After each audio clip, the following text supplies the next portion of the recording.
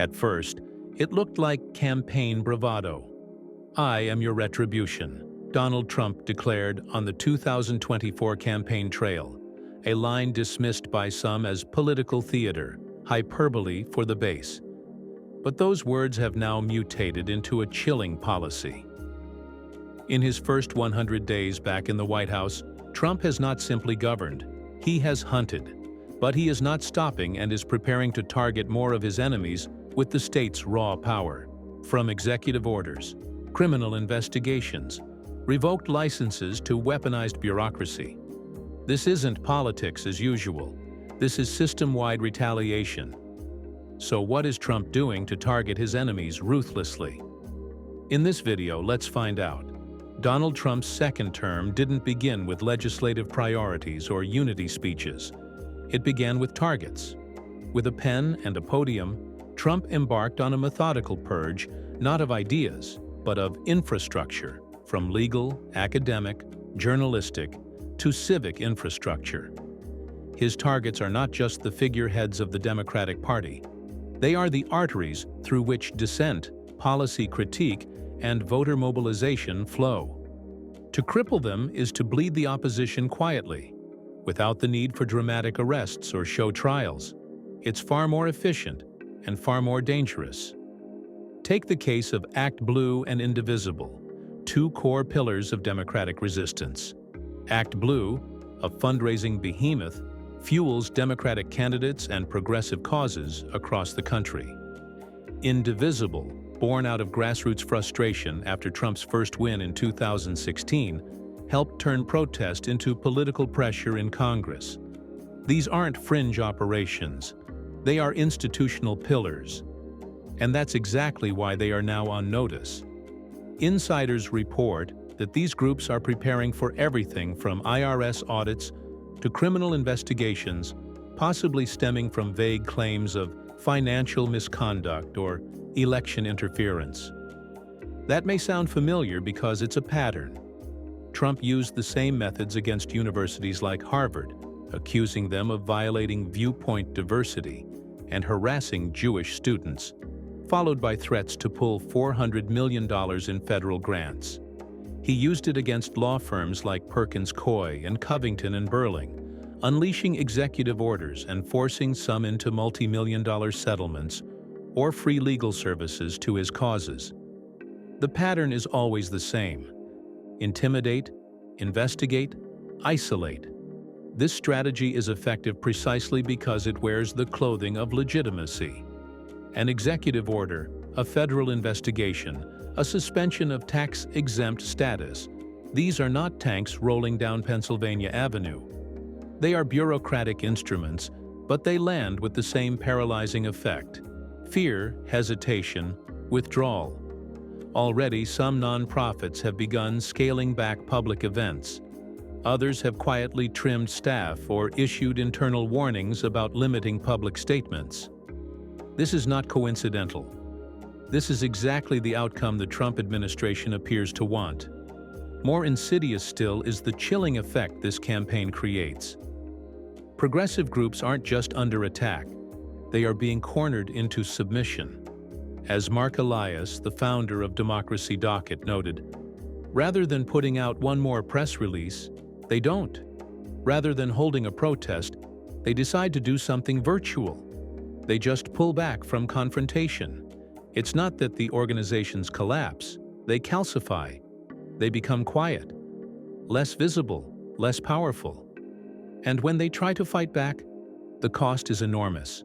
Legal fees, donor hesitancy, endless paperwork, public smears. Just ask the Associated Press, which was barred from White House events for continuing to refer to the Gulf of Mexico instead of Trump's rebranded Gulf of America.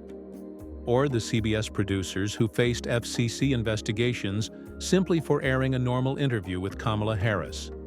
In each case, the message was unmistakable: obey or bleed. The intimidation is not always direct. Sometimes it's a background, a warning to funders, to allies, to universities, to bar associations. If you support dissenters, you may be next. Even large institutions like Columbia University have capitulated to Trump's sweeping demands in order to retain federal funding. If Columbia can bend, what's to stop smaller nonprofit resistance groups from folding entirely? Yet perhaps the most alarming element is this: there's no formal path to punishment. There's no trial, no due process. The retaliation is administrative, cloaked in layers of legality, even as it functions more like political assassination. And when legal institutions try to push back, as federal courts did in blocking the defunding of a law firm, they face their own retribution. Judges are smeared as deranged. There's talk of impeachments. Trump even openly threatens to eliminate courts that challenge him. This is not just about Act Blue or Indivisible. It's about the architecture of democracy itself. These groups were never elected, but they are essential to elections. They organize, they amplify, they educate, they fundraise, and now they are being systematically neutralized. By all appearances, Trump understands exactly what he's doing. He is not merely going after the opposition. He is salting the earth so nothing else can grow in its place. Already, we have seen how law firms that once challenged Trump now negotiate settlements that resemble corporate hostage exchanges. One gave up $40 million in pro bono services. Another pledged $100 million. This isn't restitution. It's ransom, and it is redefining the rules of political engagement in America. When a president starts using the full machinery of the federal government not to govern, but to punish, we are no longer talking about politics. We are talking about power. Raw, unaccountable, weaponized power. And Donald Trump, now in his second term, isn't just wielding that power. He is rewriting the very structure of America's democratic institutions to ensure that no one can stop him again. The signs were there from day one. Executive orders targeting former officials, criminal investigations into personal enemies, mass firings, revoking security clearances, and stripping federal funding from any institution that dared defy him. Within the first 100 days, over 100 individuals and organizations, from Democratic lawmakers to Ivy League universities, federal judges, and even international student protesters, had felt the wrath of Trump's retribution machine. Before we continue further, tell us, are you enjoying the video? If yes, please like and share the video and subscribe to our channel to watch more videos on the latest news stories on geopolitics, economics, and current affairs impacting your lives. What's more alarming than the scope of Trump's targets is how he's doing it.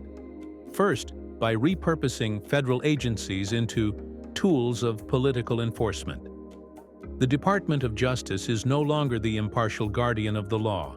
It's now under the control of loyalists like Pam Bondi, who describes dissenting judges as deranged and openly questions their legitimacy. Trump has tasked his DOJ with revisiting settled investigations, relaunching criminal probes into his former enemies, and punishing officials who had any hand in holding him accountable during his first term. The Department of Education has become a lever to crush academic dissent. Under Trump's orders, it is slashing grants to universities like Columbia over anti-Semitic activity and mandating sweeping ideological audits that mirror McCarthy-era blacklists. At least 60 colleges are now under investigation, not because they broke the law, but because they allowed student protests or didn't ban controversial speakers. Then there's the systematic dismantling of watchdogs. Trump has purged inspectors general from over a dozen agencies, fired the head of the Office of Government Ethics, and silenced internal dissent by revoking clearances or threatening prosecution. The White House now dictates media access, shutting out outlets that do not follow guidelines. His attack on the judiciary is perhaps the most chilling. While district courts have so far provided the strongest legal resistance, blocking several executive orders and denouncing Trump's moves as unconstitutional, the president is actively working to undermine their legitimacy. Judges who rule against him are called traitors. Talk of impeaching judges or eliminating their courts is no longer fringe. It's mainstream rhetoric in Trump-aligned media. And behind all of it lies a strategic legal vacuum. There are no meaningful deterrents. Trump knows that as president, the typical tools for punishing misconduct, like fines, lawsuits, and ethics investigations, simply don't apply to him. As long as he controls the Justice Department, there are no checks, no balances. Only public backlash and humiliation remain. And even those tools are becoming harder to wield as the institutions that could amplify them. The press, universities, and independent government agencies are being gutted or cowed into silence. But Trump's most insidious move may be his normalization of this behavior. What was once shocking is now expected. His base cheers when law firms are stripped of federal contracts or when PBS is threatened with defunding. In the Trump era, retribution is policy, and loyalty is law. Those who refuse to bend are not just political opponents. They are treated as enemies of the state. He is not hiding this. In fact, he promised it. "I am your retribution," Trump said in 2023, and he meant it. What we are witnessing now is the construction of a permanent loyalty test for every sector of American life. Law firms are told to settle or suffer. Universities must purge ideological dissent. The media must bow or be banned. And civil servants, from diplomats to DOJ prosecutors, must pledge fealty or face firing, investigations, or worse. This isn't just a presidency. It's a hostile takeover. And those who believe that checks and balances will save the republic are missing a darker truth. Trump isn't breaking the system. He's using it. The Constitution never imagined that someone would use lawful means for such unlawful ends. The presidency was built on norms, not walls. And Trump is shattering every unwritten rule that held America's democracy together. It's not just about the targets. It's about transformation. The transformation of America into a state where political opposition is met with legal consequences, where protest is confused with violence, where dissent is framed as disloyalty, and where power is centralized not to govern the many, but to punish the few. And as this retribution regime tightens its grip, it's not only institutions that are on the line. It's the American psyche. What happens when every lawyer, journalist, professor, student, activist, or voter starts looking over their shoulder, not just for political blowback, but for government retaliation? What happens when fear becomes the default and resistance becomes the risk? We are not far from that moment. And if this chapter of America is not reversed, not just in elections, but in our collective moral compass, it may become irreversible. What do you think? If the White House can decide which journalists are allowed in the room, what happens to the truth that's kept out? What happens when media companies start settling with politicians instead of exposing them? In the comment section below, share your thoughts on whether Trump should be sued for misusing his power to take revenge on his enemies. Do you want to watch more videos like this one? If yes, subscribe to our channel and press the bell icon next to it. We bring the latest news stories on geopolitics, economics, changing world order, and current affairs. Things you need to stay informed. Thanks for watching, and until the next video, stay tuned.